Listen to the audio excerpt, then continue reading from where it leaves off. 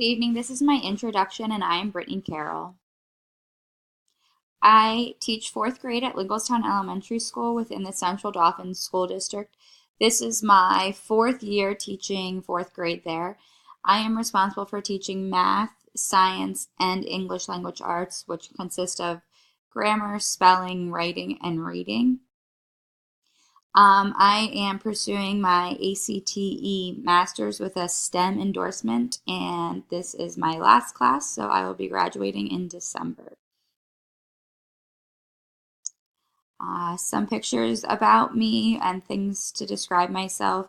I enjoy traveling, being with friends, so this is a photo of my husband and I this summer in Rhode Island for a wedding. From there, we actually got to go to Boston to see a Phillies game. I would not say I'm a Philadelphia fan, but I do enjoy the Phillies. My husband, on the other hand, is a Philadelphia sports fan. So it was a fun time going to Fenway Park to watch the game. Down here is a picture of us in Alaska this summer out in Denali National Park. And this is a picture of my friends and I on a wine tour in Virginia. I included this little mug up here because after this brutal heat and getting back into school, I think I am ready for fall. Looking forward to football, pumpkin spice lattes. I have not caved and went to Starbucks yet for one. So anything related to fall, I am looking forward to.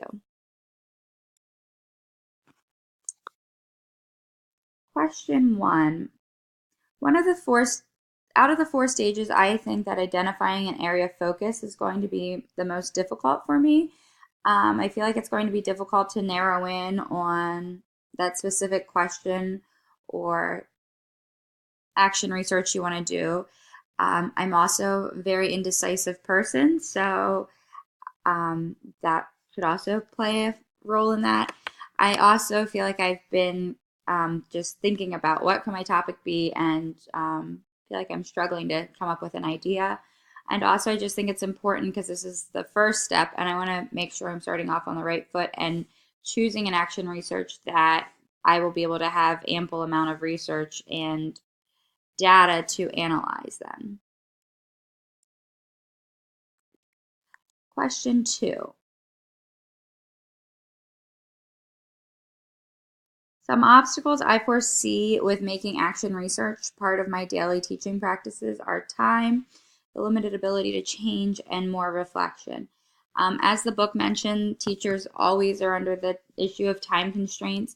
So the time for planning the action research as well as analyzing your data, coming up with the questionnaires or interviewing the students, there's a lot that goes into the action research. So obviously, it's going to be a time issue where I already don't feel like I have enough time in the day, let alone to be doing that all the time. I do think it's beneficial, though, to do it often.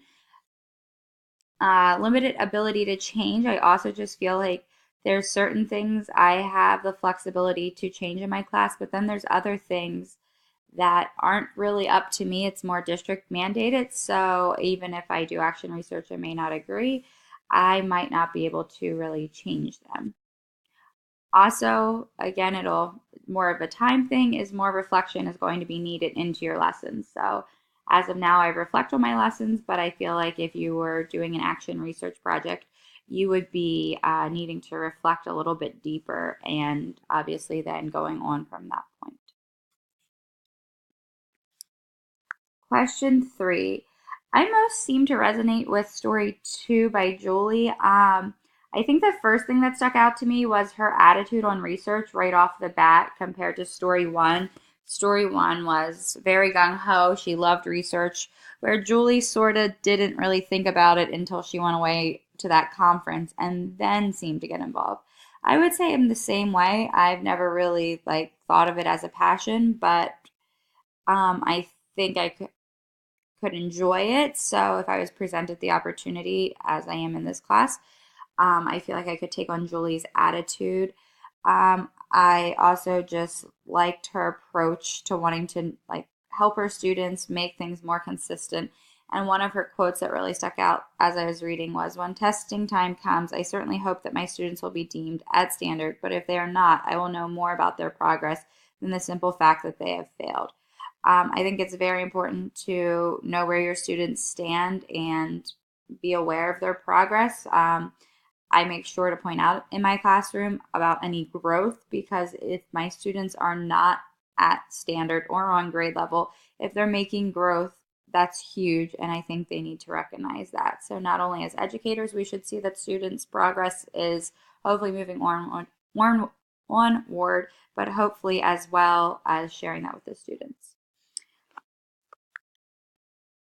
Some concerns I have about conducting my own action research project are again just the time constraints. Again, I have several demands that I have to teach in a day, and so just coming up with the time to do the action research project in the classroom and then analyzing the data.